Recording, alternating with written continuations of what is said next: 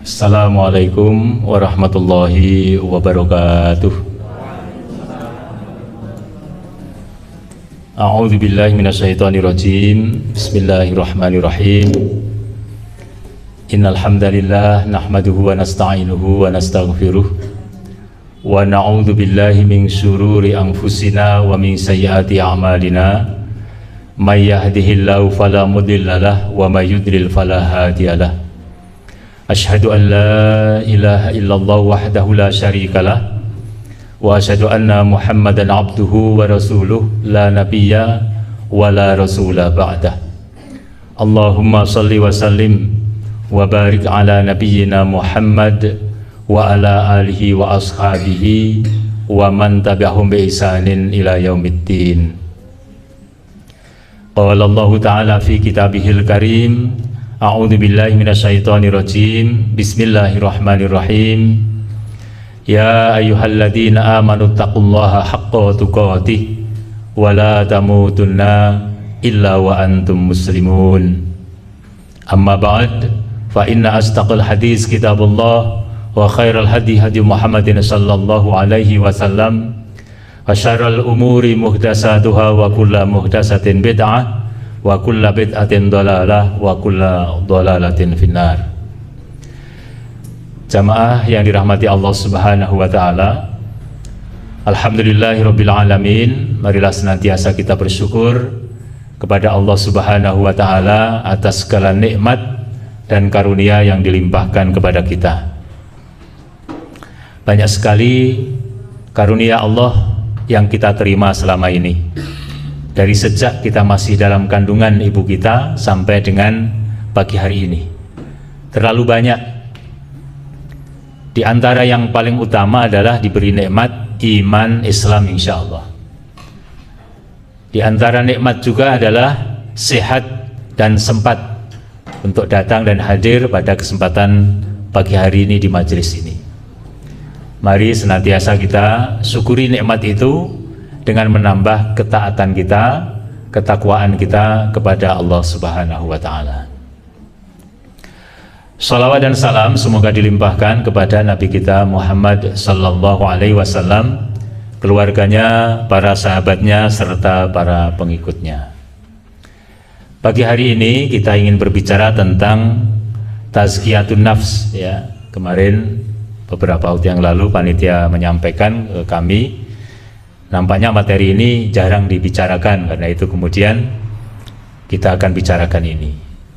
Para jamaah yang dirahmati Allah Subhanahu wa taala, bahwa selama kita hidup, dari sejak kita ingat kecil dulu, mungkin usia TK, ya. Ada yang ingat TK-nya, ya.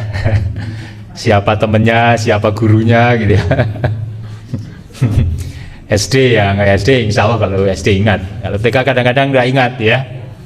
Nah, mungkin yang masih ada capet-capet ingat siapa gurunya, siapa teman-temannya dulu, yang culun-culun sekarang seperti apa. Sampai dengan hari ini tentu banyak sekali dari sekian banyak perbuatan kita itu ada perbuatan-perbuatan yang mungkin dirasa kita tidak sesuai dengan apa yang diperintahkan Allah Ta'ala. Nah, itu semua harus kita evaluasi setiap hari. Supaya apa? Supaya dengan evaluasi itu kita bisa menyadari bahwa oh, ternyata perbuatan saya ini masih ada yang harus terus-menerus kita perbaiki di kemudian hari. Allah berfirman, ya ayyuhalladzina amanu taqullaha wal tanzur nafsum ma qaddamat lighad wattaqullah. Surat Al-Hasyr ayat 18. Wahai orang-orang yang beriman, ya ayyuhalladzina amanu, wahai orang-orang yang beriman, ittaqullaha, bertakwalah kamu sekalian kepada Allah. Wal tanzur nafsum ma qaddamat lighad, dan hendaklah setiap individu itu melihat, menyaksikan apa yang telah dilakukannya pada waktu lampau, liqatin, untuk masa yang akan datang. Wattaqullah, dan bertakwalah kamu kepada Allah. Di antara manfaat dari ayat ini disampaikan kepada kita supaya kita memperbanyak evaluasi diri. Ibarat sebuah manajemen, kan ada perencanaan, ya kan, ada pelaksanaan, ada pengawasan. Nah, nanti di akhirnya juga ada evaluasi mana yang sudah baik dan terus-menerus kita pertahankan, mana yang kurang baik untuk kemudian kita perbaiki. Nah, itulah prolog dari saya untuk masuk kepada masalah tazkiyatun nafs. Baik, mari kita masuk sekarang. Apa yang dimaksud dengan tazkiyatun nafs? Kalau kita melihat dari sisi bahasa, maka tazkiyatun nafs itu terdiri dari dua kata, yaitu yang pertama adalah tazkiyah. Akar katanya adalah zakka yuzakki, ya, sehingga dari sana ada muncul pengertian zakat, dari sana pula muncul pengertian tazkiyah, yaitu menyuci atau pensucian, membersihkan atau pembersihan. Nah, itu kalau makna bahasa ada beberapa kata, ya, dari kata zakka yuzaki itu. Kemudian yang kedua dari kata nafs, jiwa, nafsu, itu juga sama akar katanya, nafs. Kalau di dalam Al-Quran ada innan nafsa la'ammaratun bisu, sesungguhnya jiwa itu mendorong orang untuk berbuat buruk, keburukan. Sehingga ada ungkapan kita, wah nek kayak nafsu kayak wisana, gitu ya. Artinya dia memburu apa yang menjadi nafsunya itu kepada hal-hal yang sifatnya keburukan-keburukan. Tapi tidak semua nafsu itu menjurus kepada keburukan, karena kadang-kadang nafsu itu juga ada hal-hal yang sifatnya kepada hal yang positif. Tapi kalau ayat tadi memang menunjuk kepada dorongan pribadi, kejiwaannya kepada sesuatu yang buruk. Inna nafsa la'ammaratun bisu. Nah, ini pengertian bahasa, sehingga dengan demikian maka dari sisi istilah tazkiyatun nafs itu diartikan sebagai membersihkan jiwa kita dari hal-hal yang mengotorinya. Itu kita sebut dengan istilah tazkiyatun nafs. Jadi ada jiwa yang kemudian terkotori oleh berbagai macam hal-hal yang mengotorinya. Nanti akan kita bicarakan apa hal-hal yang mengotorinya itu. Manusia lahir itu sebenarnya dalam keadaan fitrah. Ma min mauludin illa yuladu alal fitrah fa abawahu yuhawwidanihi aw yunassiranihi aw yumajjisanihi. Tidak ada seorang bayi yang lahir kecuali dia lahir dalam keadaan fitrah. Maka lingkungannya lah yang menjadikannya dia menjadi Yahudi, Nasrani atau Majusi. Hadis itu demikian bunyinya. Dan oleh para ahli hadis ini dimaknai fitrah itu senantiasa cenderung kepada ketaatan kepada Allah Subhanahu wa taala, dia pasrah Islam kepada Allah taala. Ya, kata fitrah bisa dimaknai dengan aslama, Islam. Jadi manusia itu lahir dalam kondisi demikian. Tetapi proses kehidupannya dari sejak dia lahir hingga dewasa itu, hingga usia tertentu yang sudah ditentukan oleh Allah Ta'ala li ajalin musamma, maka ada hal-hal yang mengotori jiwa itu. Nah, kita yang harus waspada adalah hal-hal yang membuat jiwa kita menjadi kotor. Itulah yang harus kita waspadai, ya. Dan orang yang baik itu yang waspada. Ya, orang yang baik itu yang waspada. Ibarat orang berjalan di atas sebuah jalan, di sana banyak paku atau duri, kemudian kita harus hati-hati berjalan di atasnya supaya nggak keceprot, nggak menginjak paku atau duri itu. Kalau pakai motor supaya nggak kena paku itu sehingga bocor bannya atau rodanya. Nah, itulah kehati-hatian, itulah kewaspadaan sepanjang kita hidup menjalani dunia ini. Dunia ini tidak lama, Ibu dan Bapak yang dirahmati Allah ya. Kalau waktu kita kecil mungkin merasa lama banget ya, melihat guru kita itu dulu kayak tua banget gitu ya. Setelah jadi guru beneran, oh ternyata pendek saja waktunya ya. Tiba-tiba sudah usia 60 tahun gitu kan. Terasa masih pengen hidup 1000 tahun lagi gitu kan. Kata nyanyian dulu zaman tahun 70-an ya. Nah ternyata pendek, waktunya singkat ya, waktunya singkat. Nah tetapi dalam waktu yang singkat itu banyak dinamika yang melingkupi kehidupan kita, yang kemudian kadang-kadang kalau kita tidak waspada, tidak hati-hati, maka kita keceprot duri tadi, bisa bocor, sakit, kakinya bengkak, nggak bisa berjalan mana-mana. Itu ibarat. Nah kalau kemudian hidup terjatuh pada hal-hal yang mengotori jiwa kita, maka kemudian kita harus membersihkannya. Kalau ibarat duri tadi masuk ke telapak kaki kita, maka harus diambil durinya supaya bisa sehat kembali. Nah bagaimana itu dan apa saja duri itu, inilah yang mungkin kita perlu bicarakan. Nah perintah tazkiyatun nafas ini antara lain ada di dalam surat Al-Jumu'ah. Kita mungkin sudah pada hafal ya ayat yang kedua. Allah Subhanahu wa taala berfirman di sana, "Huwallazi ba'atsa fil ummiyina rasulan minhum yatlu 'alaihim ayatihi wa yuzakkihim wa yu'allimuhumul kitaba wal hikmah wa in kanu min qablu lafi dhalalin mubin."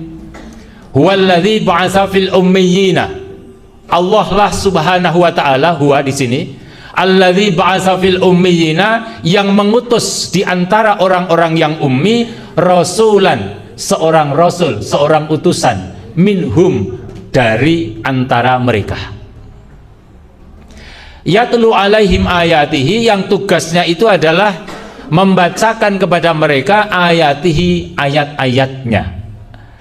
Wa yuzakkihim, dan mensucikan jiwa mereka. Wa yu'allimuhum, dan mengajarkan kepada mereka Alkitab, yakni Al-Quranul Karim, wal hikmah, dan hikmah sunnah Rasulullah sallallahu alaihi wasallam.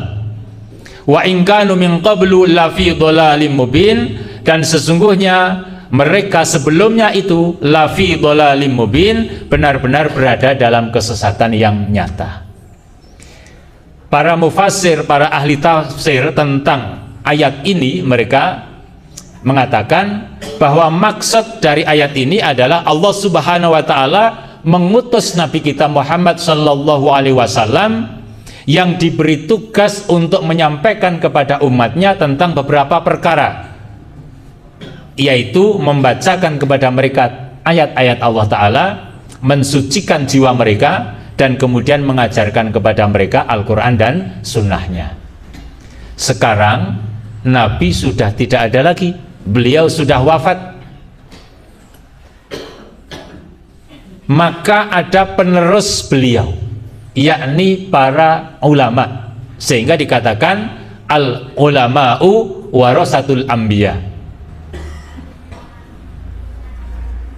Para ulama itu adalah warasatul anbiya, para pewaris Nabi. Nah sekarang ini tugas kita. Nabi sudah tidak di tengah kita. Sekarang kita punya tugas untuk membaca ayat-ayat Allah, mengajarkan ayat-ayat Allah, mensucikan jiwa kita semuanya. Sehingga ini menjadi salah satu ayat yang mendorong kepada kita untuk tazkiyatun nafas, untuk mensucikan jiwa kita. Ada beberapa ayat yang lain tentu saja ya, juga ada hadis-hadis Nabi. Ini satu cukup untuk memberikan dorongan kepada kita untuk melakukan tazkiyatun nafs. Nah, apa manfaatnya dari tazkiyatun nafs ini? Ada beberapa manfaat, mungkin nanti bisa diperpanjang ya, bisa diperbanyak. Kalau saya membaca beberapa kitab yang berkaitan dengan masalah ini, maka satu diantaranya, nanti mungkin 2 atau 3, adalah orang yang bisa menjaga hatinya, menjaga jiwanya dari kotoran-kotoran yang mengotorinya, dia akan mendapatkan karunia Allah Subhanahu wa ta'ala.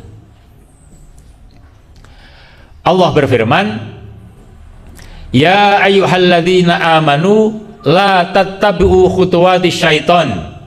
Wahai orang-orang yang beriman, la tattabi'u, kamu sekalian jangan mengikuti khutuwati syaiton, langkah-langkah setan. Jadi nampaknya setan itu menjadi salah satu penyebab seseorang terjatuh pada kotoran-kotoran jiwanya. Maka hati-hatilah terhadap setan yang tidak nampak. Ya, kalau setan kok nampak pada takut semua, gendruwo, ana memedi, ada apalagi jin, ya toh. Kalau orang paraan mengatakan jin, gitu ya. Jin, ya, jin, ya, jin, ya. Ada jin, ada iblis, ada setan, memedi, gendruwo, ya. Itu istilah-istilah yang berada di masyarakat kita. Nah, semua itu kadang-kadang mengganggu alam pikiran kita, mengganggu jiwa kita, sehingga tidak ada sesuatu pun kadang-kadang takut, atau merinding lewat kuburan sini, ini Stono apa namanya ini sini, Sombo ya, tiba-tiba merinding, waduh mau nangkut, nah, mulai dibesar-besarkan, jadi mau lewat takut. Nah, kadang-kadang semacam itu ya. Padahal setan itu nggak ada yang berani ke kita aslinya. Coba ada pernah yang ditinju setan begitu? Dibanting setan kan nggak ada ya, nggak ada ya. Setan itu takut sama kita. Ya, belum pernah ada sejarahnya kok setan banting kita, mukul kita, atau ninju kita. Setan nggak bisa tapak suci, ya, nggak bisa karate, setan nggak bisa aikido. Nah, manusia sudah belajar itu malah takut ya. Tapi nampaknya di sini nih ya, wa may yattabi' khutuwati syaiton, dan barang siapa yang mengikuti langkah-langkah setan, fa innahu ya'muru bil fahsya'i wal munkar, maka sesungguhnya setan itu menyuruh kepada perbuatan fahsya dan mungkar. Setan itu menyuruh kepada perbuatan fahsya dan mungkar, perbuatan-perbuatan yang keji dan perbuatan-perbuatan yang mengingkari terhadap perintah-perintah Allah. Itu setan, jadi membisikkan semacam itu ya. Dia tidak meninju kita, dia nggak membanting kita, tidak, tapi lembut sekali dibisikkan melalui pandangan mata, dibisikkan melalui telinga kita, bisikan-bisikan yang kemudian menyentuh pikiran dan jiwanya, dan kemudian muncullah pikiran-pikiran kehendak yang negatif. Hati-hati itu ya. Contoh, saya kasih contoh saja supaya konkret. Berjalan kita di jalan dekat Setono Sombo, tiba-tiba kita lihat di sana uang berceceran ya, kira-kira kok merah-merah begitu, ada 10 gitu kira-kira ya. Nah, setan masuk ke mata kita, lewat mata kita ya, kemudian mengalirkan keinginan lewat pikiran kita, hati kita disentuh, ambil saja, toh tidak ada orang yang lihat. Terus begitu beberapa detik, tek, cepat sekali, nggak ada, itu nggak ada orang ya, diambillah uang itu. Bisikan setan, khutuwatis syaiton, padahal jelas bukan milik kita. Wong kita sedang jalan-jalan pagi, tidak bawa uang lagi, kebetulan pas jalan-jalan agak lapar, lihat itu ya, kok merah-merah 10 jumlahnya, dihitung-hitung 1 juta. Wah, ini tidak hanya dapat entut cotot gitu ya, tapi bisa beli ini dan itu. Nah, bisikan itu bermula dari pandangan mata, kemudian masuk ke alam pikiran kita, jiwa kita, menyeruak, kemudian menjadi dorongan-dorongan. Itulah khutuwatis syaitan. Pendengaran juga demikian ya, pas lewat, pas jalan-jalan, tiba-tiba kok berdengar suara laki dan perempuan kok rame, keras, kayak seperti orang padu ya, orang marah-marahan gitu ya. Wah, nguping akhirnya. Tahu nguping ya? Tak berhenti sejenak, tak dengarkan. Oh, ternyata kayak perang gitu.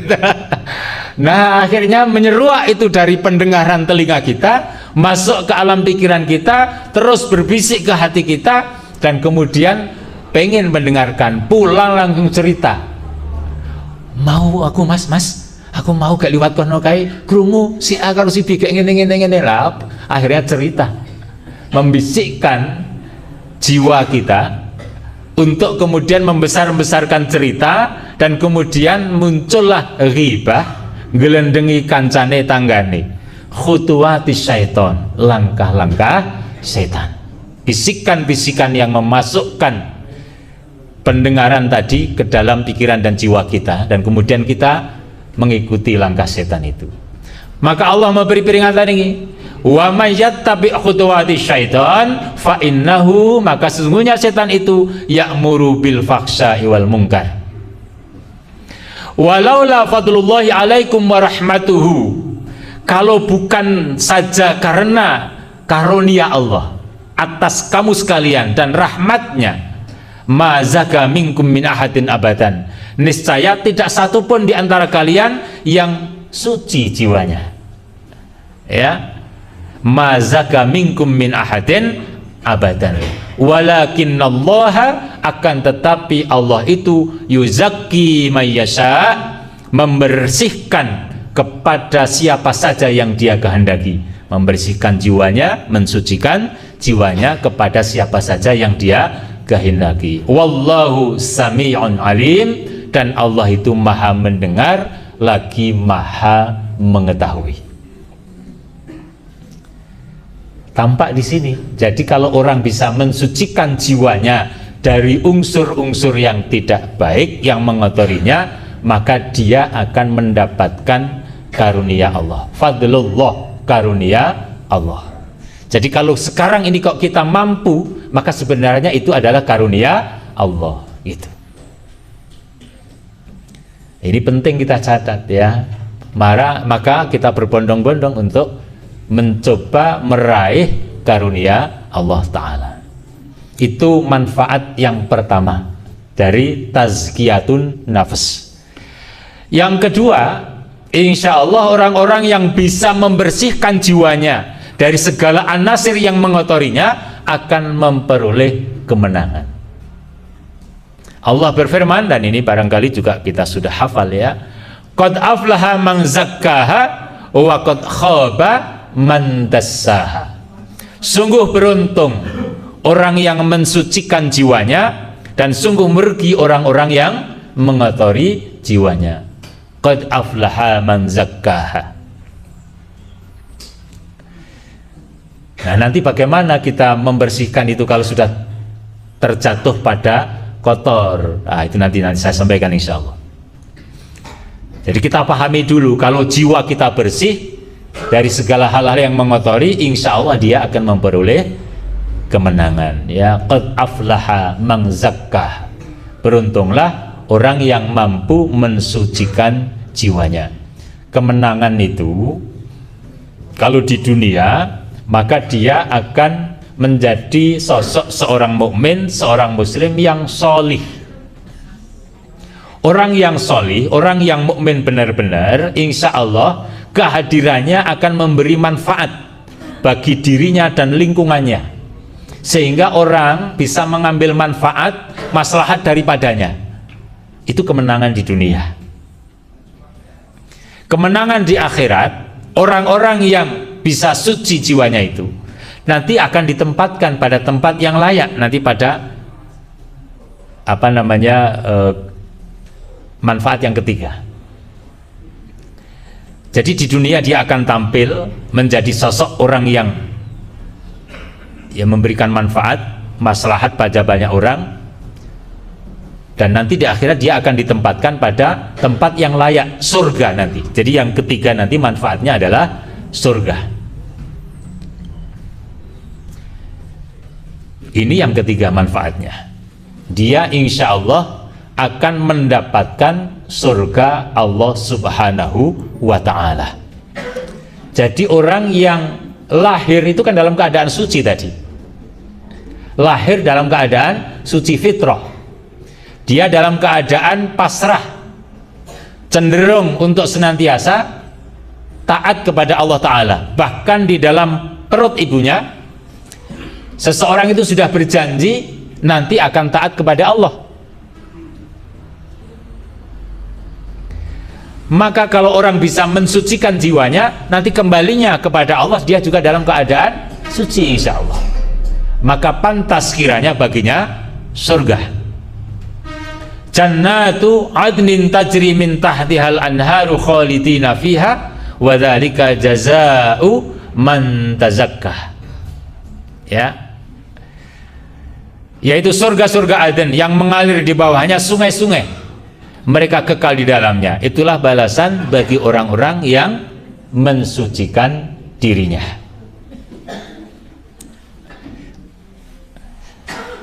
Nah, sekarang mari kita bicara tentang apa saja sebenarnya yang mengotori jiwa kita, dan kemudian bagaimana nantinya kita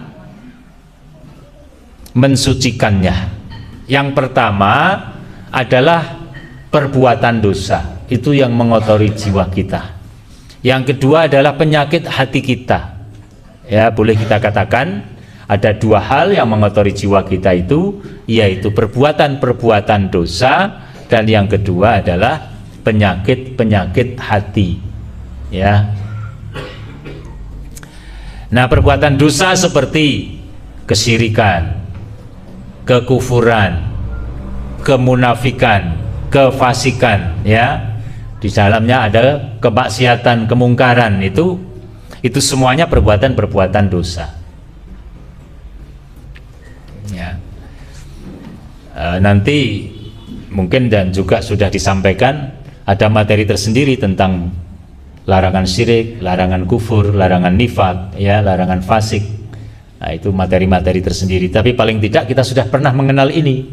Syirik itu ya menyekutukan Allah Ta'ala dengan makhluknya, ya, menyamakan, menyepadankan makhluk kepada Allah Ta'ala, ya, dalam berbagai kekhasan Allah Ta'ala, kekhususan Allah Ta'ala. Kekufuran, kalau dari sisi makna, kufur itu menutup. Jadi orang yang kufur adalah orang yang hatinya tertutup dari cahaya ilahi, tertutup dari keimanan. Itu kekufuran. Kemunafikan itu boleh kita katakan bermuka dua. Lahiriahnya dia seperti tampak orang beriman, tapi sesungguhnya hatinya dia mengingkari. Itu kemunafikan.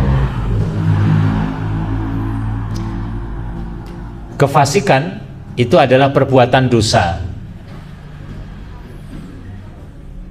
Jadi sesungguhnya dia termasuk bagian daripada orang-orang beriman,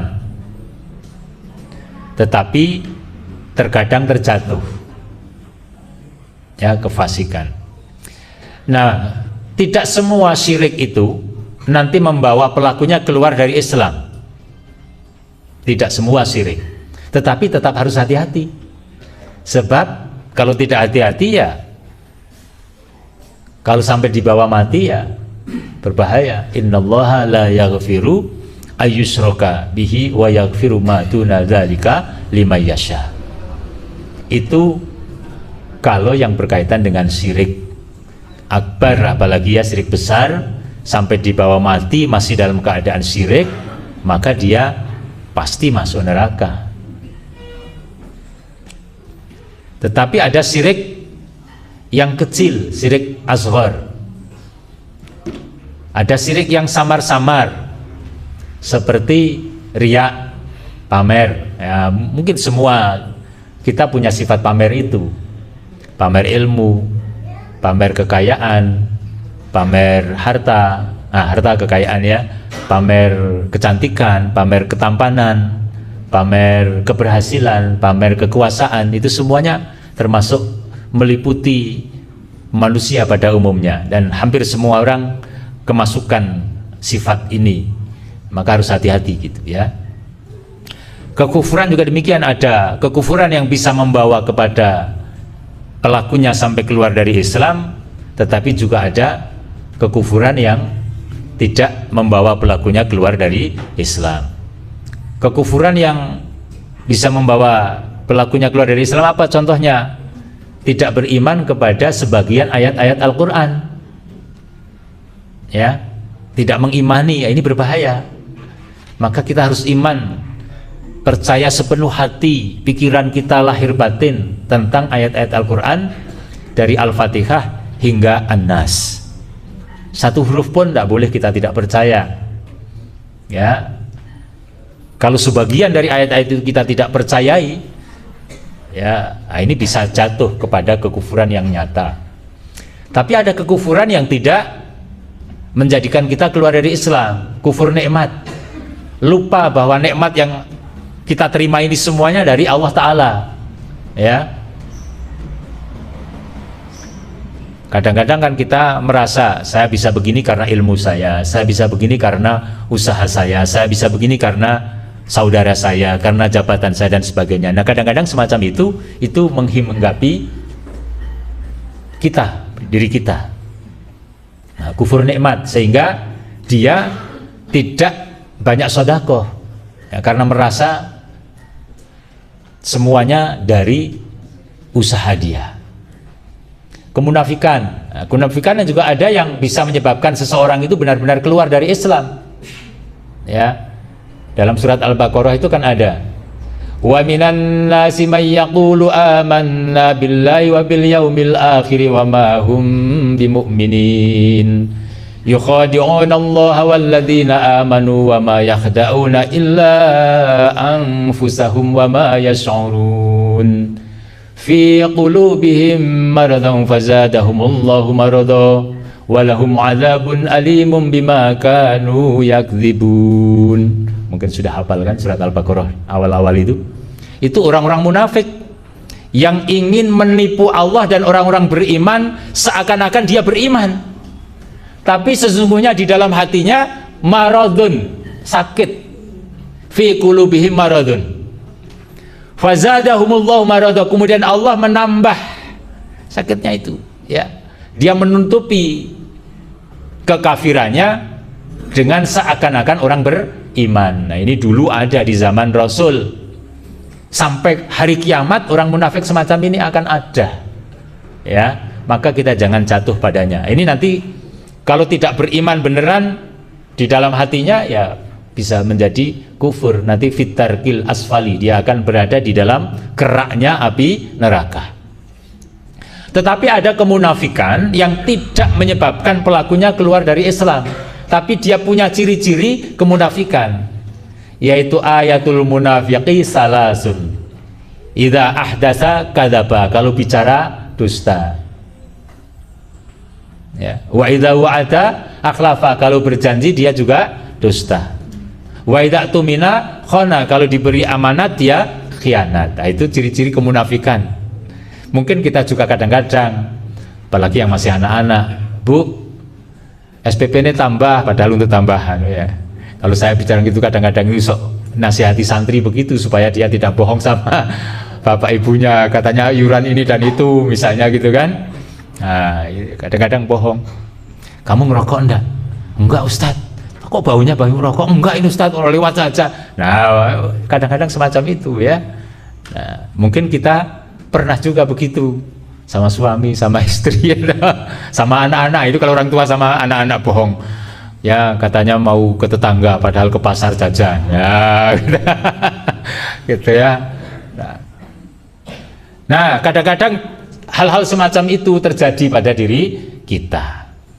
Tetapi itu tidak menjadikan seseorang itu punya jiwa kemunafikan yang sebenarnya yang kemudian keluar dari Islam, tidak. Nah, begitu gambaran sekilas tentang hal-hal yang mengotori jiwa kita dari perbuatan dosa ini, dari kesyirikan, kekufuran, kemunafikan. Nah, kalau kefasikan itu ini nanti masuk pada yang berikutnya ini. Nah, oh ini perbuatan dosa ya. Ini jiwa kita Ibu dan Bapak. Jadi dari Abu Hurairah radhiyallahu an, Rasulullah sallallahu alaihi wasallam bersabda, "Innal mu'mina," sesungguhnya seorang mukmin. Orang mukmin adalah orang yang beriman kepada 6 rukun iman. Orang yang mempercayai lahir batin. Idza adnaba, apabila dia berbuat dosa, kanat nuktatun sauda fi qalbihi, maka dia di dalam qalbunnya, hatinya itu muncul sebuah nuktah hitam. Jadi kalau seorang mukmin, insya Allah kita ini orang-orang beriman, mudah-mudahan ya, kalau kemudian kok satu saat terjatuh pada perbuatan dosa, maka muncul nuktah hitam pada hati kita, fi qalbihi. Fa in taba, apabila dia bertaubat atas perbuatan dosanya itu, wa naza'a wastaghfaro, dan kemudian dia meninggalkannya dan kemudian dia mohon ampun kepada Allah. Seorang mukmin berbuat dosa, muncul nuktah hitam pada hatinya, kemudian dia bertaubat, kemudian dia meninggalkan perbuatan dosa itu dan kemudian dia istighfar kepada Allah, suqila qalbuhu, maka kemudian hatinya akan kembali menjadi bening. Fa in zata, apabila dia tambah berbuat dosa, tadi kan muncul nuktah hitam, kemudian tambah lagi zadat, maka tambah hitamnya, ya, tambah hitamnya. Fadzalika ra, maka yang demikian itu adalah yang disebut dengan ron. Allazi dzakarahullahu fi kitabihi, yang Allah ingatkan kepadanya di dalam Al-Qur'an. Allah mengingatkan pada kita dalam surat Al-Mutaffifin itu, Allah berfirman, kalla bal rana ala qulubihim ma kanu yaksibun. Di situ ada kata rona. Kalla bal rana ala qulubihim ma kanu yaksibun. Sekali-kali tidak demikian. Bahkan menutupi hati mereka, yakni perbuatan dosa mereka itu yang selalu mereka lakukan. Jadi jiwa kita, qalbun kita pada dasarnya putih bening, ya, putih bening. Ketika berbuat dosa maka ada nuktah hitam. Kalau dia menutupi, bertaubat, kemudian meninggalkan, kemudian dia istighfar, maka menjadi bening lagi. Tetapi kalau zada, dia tambah, maka zadat, maka menjadi tambah nuktah hitamnya. Dan itulah yang disindir oleh ayat Al-Quran tentang mereka orang-orang yang menutup jiwanya dengan kotoran-kotoran itu. Maka kalau dia terus-menerus dalam keadaan perbuatan dosa, semakin hitam kelam jiwanya itu, kolbunnya itu. Konon menurut cerita Hajar Aswad, itu dulu adalah batu dari surga yang putih, bagaikan sebuah susu yang putih bening. Tapi kemudian manusia berbuat dosa, ada nota hitam pada Hajar Aswad itu. Manusia berbuat dosa, semakin banyak berbuat dosa manusia itu semakin hitam, sehingga disebut dengan Hajar Aswad. Sampai sekarang masih hitam, berarti masih ada manusia yang berbuat dosa. Ini perumpamaan, tapi konon ceritanya memang begitu, itu Hajar Aswad. Nah, nampaknya kolbun kita juga begitu, ya, putih bening kemudian ada hitam. Nah, bagaimana kita membuat hati kita itu menjadi putih bening kembali, itu kan? Nah, tapi namanya jiwa, ada penyakit. Kalau tadi ada penyakit yang menutupi itu perbuatan dosa, sekarang ini ada penyakit hati yang menutupi kalbun kita, sifat iri, dengki, sombong, ujub, rakus ya, dan penyakit-penyakit hati lainnya itu ya. Ya, iri, hasad, dengki ya. Padahal kita kan sering berdoa dalam surat Al-Falaq itu kan, qul a'udzu birabbil falaq min syarri ma khalaq. Nanti di sana ada wa min hasidin idza hasad.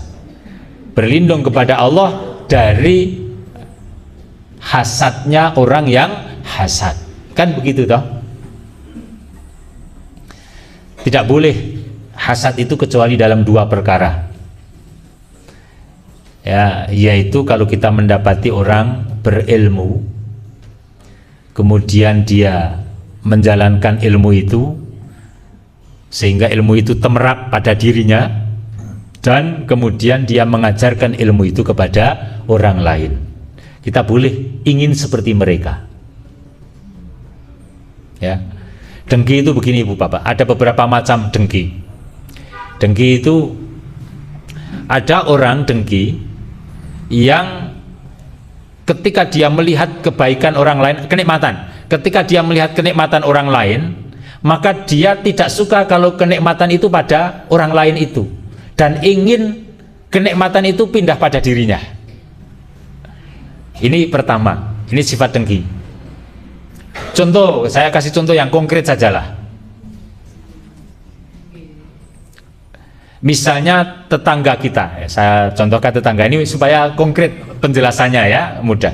Tetangga kita punya jabatan baru, dan jabatan itu lebih tinggi, ya, begitu. Kemudian kita tetangga sebenarnya satu kantor dengan dia. Melihat teman kita itu naik jabatannya, kemudian kita ada hasud di dalam. Saya nggak seneng kalau dia naik pangkat itu. Harusnya saya, gitu loh. Nah, ini tingkat kedengkian yang pertama, tingkat hasad yang pertama. Ada kedengkian yang kedua. Kedengkian yang kedua ini parah banget. Ketika melihat teman atau tetangganya yang naik pangkat, dia berkata dalam dirinya, saya nggak seneng dia naik pangkat. Mbok jangan dia, meskipun bukan saya. Gitu loh. Jadi kalau tadi yang pertama itu kan ingin jabatan itu untuk dirinya. Nah ini tidak, pokoknya bukan dia, meskipun jabatannya itu tidak ke dia. Ini parah banget ini. Ya, ini parah. Ini kedengkian hasad yang sangat parah. Jadi pokoknya ojo dek lah sing itu kenaikan pangkat itu gitu ya. Nah, ini parah. Ada pula kedengkian begini.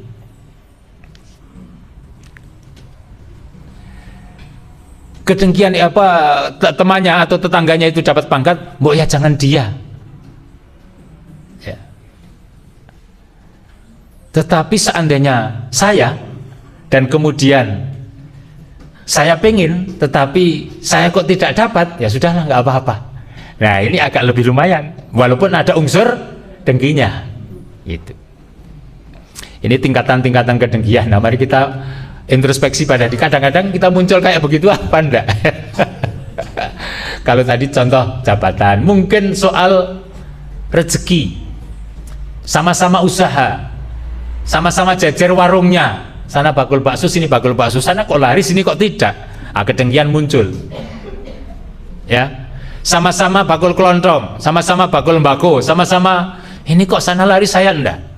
Pernah tidak muncul kedengkian semacam itu? Ya. Nah, ini mari kita introspeksi. Ya memang mau membersihkan jiwa itu agak berat ya. Namanya saja tazkiyatun nafas. Tapi kalau mampu, manfaatnya 3 tadi, bisa masuk surga masalahnya kan. Jannatu adn. Jadi memang surga tidak begitu gampang ya untuk kita raih gitu. Nah kedengkian yang dibolehkan yang kedua itu adalah kalau kita melihat orang memiliki harta, kemudian orang itu nyah-nyoh, dermawan, hartanya diambil dari harta yang halal betul, kemudian kita melihat orang itu membelanjakan hartanya tidak hanya untuk dirinya, Dia tidak bakhil, tidak kikir, tetapi dia nyah-nyoh, dermawan. Ono apa Mas? Niki Pak, saking griya sakit. Nah ibu ini kok nah kok jebule kathah bayare. Ono pira to? Wah, engko nang aku. Wah, gitu ya. Nyoh, gitu ya. Misalnya semacam itu. Ya. Pak, cari masjidnya harap dibangun. Ayo Pak, kayak tempat wudune rusak. Butuh apa wae? Kira-kira semen 10 sak. Keran kira-kira ya ada kalau 15 keran biar nyala semua. Ya sebenarnya aku ya. Nyoh lagi ya yang begini ini. Yang begini ini boleh ditiru, kita boleh dengki ya. Boleh hasad. Aku pengen kayak ngono kae gitu ya. Nah, boleh ini. Nah, tapi ini ya jarang yang begitu itu. Nyah-nyoh gitu ya. Nah kalau pesan Pak Air Farudin itu jiwa orang Muhammadiyah itu katanya salah satunya nyah-nyoh gitu ya.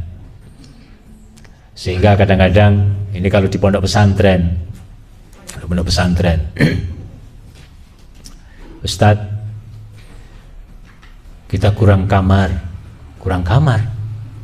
Nah, kan kita sudah mau bangun. Iya Ustadz, sudah direncanakan. Iya Ustadz. Nah, terus kenapa? Nah semennya belum ada. Oh ya sudah, ayo kita berdoa nanti malam bersama-sama tahajud. Pak Kiai di tengah-tengah tahajud dengan para santrinya, ayo berdoa para santri kepada Allah. Ada orang yang berinfak. Nanti setelah subuh kamu diizinkan pinjam HP ustazah dan ustadz, kabari orang tua. Kita belum punya semen untuk bangun asrama. Pagi-pagi jam 6 anak-anak WA pada orang tuanya, butuh semennya 100, bisa datang 200. Itu kalau di pesantren ya. Ya begini itu ya. Kadang-kadang semacam itu, tapi tidak setiap saat ya kan. Kalau setiap saat orang tuanya bosen, saben-saben kiai itu minta nanti sabennya ya sekali-kali lah, 1 tahun sekali, 1 tahun 2 kali itu ya. Nah, itu, begitu. Maka di Al-Madera itu, di Al-Mu'min Muhammadiyah Tembara, Al-Madera itu singkatan Al-Mu'min Muhammadiyah Tembara, dari tahun 18 kalau tidak salah sampai sekarang ini, kita ternyata nggak terasa sudah membeli tanah itu 3 miliar, padahal kita nggak pernah pegang uang. Kalau bendahara ditanya ada berapa, ya cukup untuk makan dan gaji guru aja. ya karena kalau makan kan setiap hari harus makan santrinya, nggak boleh telat gitu kan. Kalau bangsa ini gajian, gurunya ya harus gajian juga. Tapi ternyata bisa membeli tanah sampai 3 miliar dari tahun 18 sampai sekarang. 18 atau 17 ya, saya lupa. Dari mana uang itu nggak tahu. Ya seperti tadi kita ceritakan, ayo kita tahajud bareng-bareng. Yang di rumah para ustadznya juga tahajud, jangan yang di pondok saja, yang di rumah tahajud. Kemudian kita WA ke para ustadz, para ustadz-ustadzah harus berinfak minimal 2 sak semen. Terserah mau dari kantongnya sendiri atau dari keluarganya atau dari orang lain. Ya itu akhirnya muncul. Ya, tetapi nggak sering-sering amat. Kalau sering-sering amat ya dadal duel, ya kan? Ya, tapi itulah. Nah, kalau ada orang nyah-nyoh tadi, boleh kita pengen seperti itu, ya. Dan berdoalah kepada Allah Taala supaya kita bisa nyah-nyoh, ya, berdoa. Baik itu penyakit, ya. Ini tentang hati ibu dan bapak. Ala wa inna fil jasadi mudghah. Ingatlah bahwa di dalam tubuh jiwa manusia ini, tubuh kita ini, ada segumpal daging. Idza salahat salahal jasadu kulluhu. Apabila baik segumpal daging itu, maka seluruh badannya menjadi baik. Wa idza fasadat, apabila rusak segumpal daging yang ada dalam badan itu, maka fasadal jasadu kulluhu, akan rusak pula seluruh tubuhnya. Ala wahyal qalb, itulah qalbun. Ya, qalbun itu di mana letaknya? Ya. Kalau kita mengatakan qalbun itu biasanya di sini. Tapi di mana? Karena bukan limpa, bukan paru-paru, bukan apa namanya ya jantung itu ya kan. Itu istilah biologinya lain. Qalbun. Bicara itu saja manusia itu nggak ngerti di mana qalbunnya sesungguhnya ya. Kadang-kadang manusia tapi sombong. Ya. Manusia itu kan dikatakan hidup ketika ruh menyatu dengan jisimnya. Tapi kalau ditanya ruhnya di mana? Di matanya, di telinganya, di tangannya, di kakinya, sulit juga, ya. Ya. Tetapi ada orang yang naza, ada orang yang mau meninggal dunia itu merasa dia. Bahkan dia mengumpulkan anak cucunya, datang, lihat itu. Ini sudah sampai ke lutut, ini sudah sampai ke perut katanya. Sampai sadar begitu, kemudian dia mengucapkan la ilaha illallah, berhenti. Anak cucunya menungguinya. Masya Allah. Lantas ruhnya di mana itu? Kalau pertanyaan ruhnya di mana sulit juga ya. Jadi orang berbicara tentang ruh saja kita itu kesulitan. Maka ada sebuah kitab khusus membahas tentang ruh. Ya. Itu nanti kuliah sendirilah. Kita bicara ini saja. Bagaimana sekarang kita mensucikan jiwa kita? Ya, sudah jam 7 soalnya. Ini ada 5. Nanti saya jelaskan satu persatu.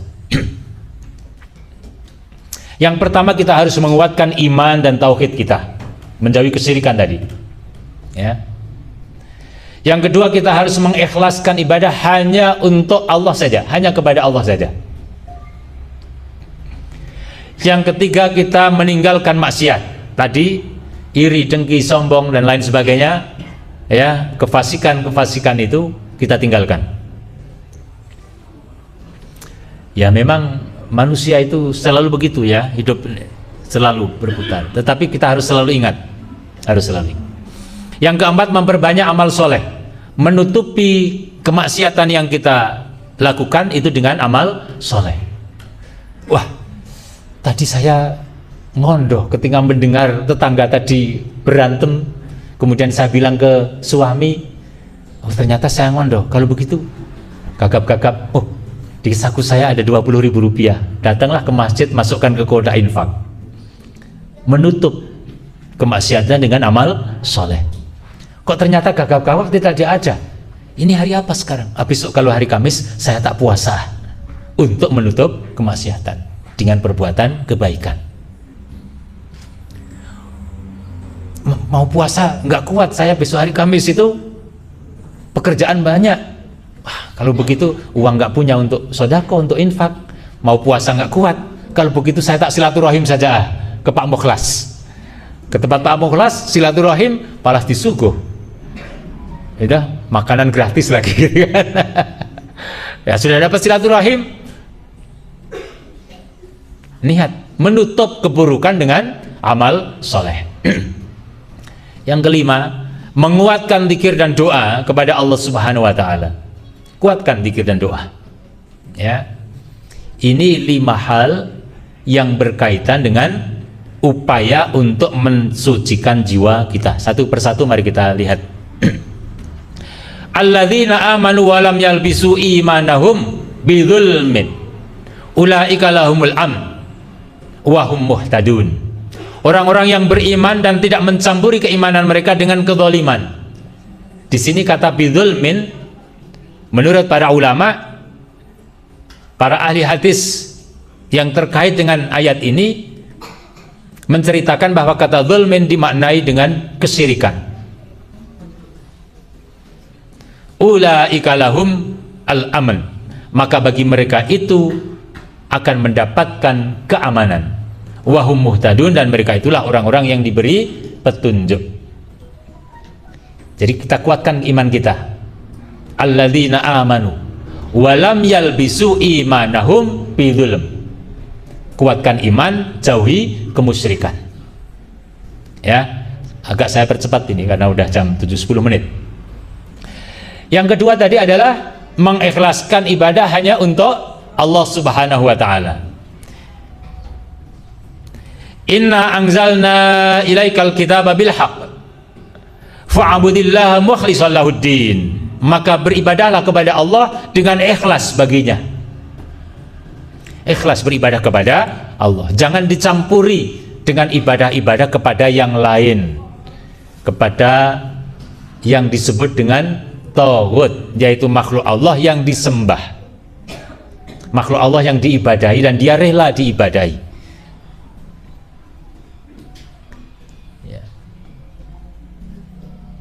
Jadi ikhlas kepada Allah. Wa ma umiru illa liya'budullaha mukhlishina lahuddin. Tidaklah mereka diperintahkan untuk beribadah kecuali ikhlas kepada Allah saja. Ya. Kemudian tadi meninggalkan maksiat, ya. Laisa bi amaniyikum wala amaniyi ahlil kitab may ya'mal su'an yujza bihi wala yajid lahu min dunillahi waliyya wala nasira. Ya. Jadi hendaklah kita meninggalkan kemaksiatan. Barang siapa yang mengerjakan kejahatan, may ya'mal su'an yujza bihi, maka dia akan dibalas sesuai dengan kejahatan itu. Ini Allah itu maha pengampun lagi maha penyayang betul-betul. Kalau orang melakukan kejahatan satu, maka balasannya satu. Kalau melakukan keburukan dua, balasannya dua. Kalau kejahatannya 10, balasannya 10. Tapi kalau orang melakukan kebaikan, satu kebaikan bisa dilipat gandakan, bisa sampai 700 kali kebaikan. Bisa 10 kebaikan, bisa 100 kebaikan, bisa 700 kebaikan. Itu kasih sayang Allah pada kita, ya. Yang berikutnya memperbanyak amal tadi, ya. Allah berfirman,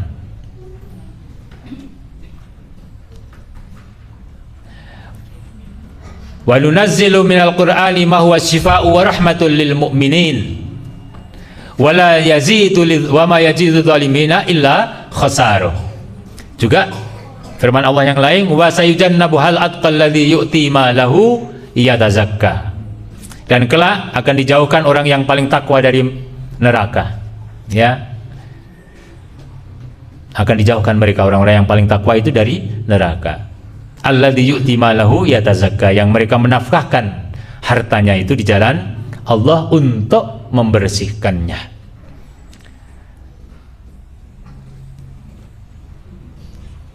Beramal soleh, ya. Masih banyak ayat-ayat yang berkaitan dengan amal soleh.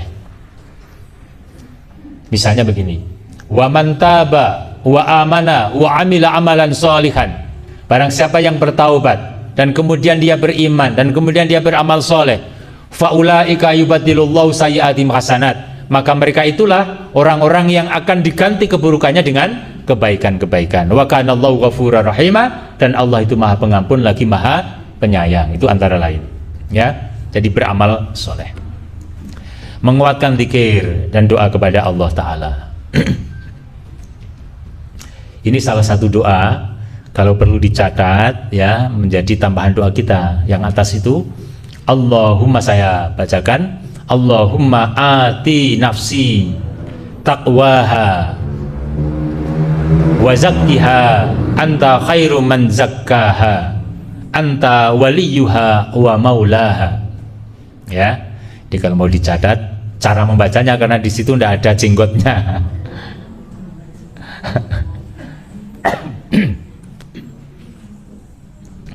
Tidak ada kumis, tidak ada jenggot.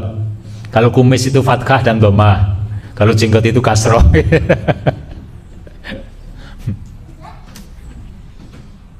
Itu bunyinya adalah Allahumma ati nafsi taqwaha wa zakkiha anta khairum man zakkaha anta waliyuha wa maulaha, gitu ya. Saya ulangi lagi ini, atau mari kita bunyikan bersama-sama, ya, sekaligus khusyuk supaya menjadi, siapa tahu dikabulkan Allah langsung, ya. Bismillahirrahmanirrahim. Allahumma ati nafsi taqwaha wa zakkiha anta khairum man zakkaha, anta khairum man zakkaha, anta waliyuha wa maulaha. Kita ulangi. Allahumma ati nafsi taqwaha wa zakkiha, anta khairum man zakkaha, anta waliyuha wa maulaha. Sekali lagi ya, supaya 3 kali. Moga-moga Allah Subhanahu wa taala kabulkan doa kita. Allahumma ati nafsi taqwaha wa zakkiha, anta khairum man zakkaha, anta waliyuha wa maulaha. Ya, ini mudah-mudahan Allah kabulkan. Ya Allah, anugerahkanlah kepada kami ketakwaan pada jiwaku ini, dan sucikanlah ia dari segala kotoran-kotoran yang mengotori jiwa. Karena engkaulah sebaik-baik zat yang mensucikan jiwa, dan engkaulah pemiliknya, dan engkaulah penguasanya. Ya, kalau nggak bisa pakai bahasa Arabnya, pakai bahasa Indonesianya. Tapi kalau pakai bahasa Arabnya tadi, ini dari hadis Nabi ya, riwayat Imam Muslim, insya Allah lebih bagus. Kalau bisa dihafalkan, ya dihafalkan. Allahumma ati nafsi taqwaha wa zakkiha, anta khairum man zakkaha wa anta waliyuha wa maulaha. Ya. Di dalam Al-Qur'an Allah juga berfirman, alladzina amanu wa tatma'innu qulubuhum bi dzikrillah, ala bi dzikrillah tatma'innul qulub. Orang-orang yang beriman hatinya akan tenang dengan zikir kepada Allah, selalu ingat kepada Allah. Banyak membaca alhamdulillah, banyak membaca Allahu Akbar, banyak membaca astagfirullah, banyak membaca subhanallah, banyak membaca subhanallah wa bihamdi subhanallahil azim, banyak membaca subhanallah wa bihamdi adada khalqi wa ridha nafsi wa zinata arsi wa midada kalimati. Ya, banyak membaca la ilaha illallah, banyak membaca la ilaha illallah wahdahu la syarikalah, lahul mulku wa lahul hamdu wa huwa ala kulli syai'in qadir. Banyak sekali zikir-zikir yang perlu kita penuhi hati kita, lisan kita dengan zikir-zikir itu insyaallah. Maka satu saat nanti kalau Allah menghendaki kita kembali kepadanya, kita kembali dalam keadaan berzikir kepada Allah Ta'ala. Begitu mudah-mudahan ya. Ini surat Ar-Ra'd. Saya rasa cukup untuk pagi hari ini, jam 7 lebih 20 menit atau 19 menit. Kurang dan lebihnya mohon maaf. Mudah-mudahan manfaat untuk kehidupan kita, keluarga kita, handai tolan kita, saudara kita, dunia dan akhirat kita. Amin ya rabbal alamin.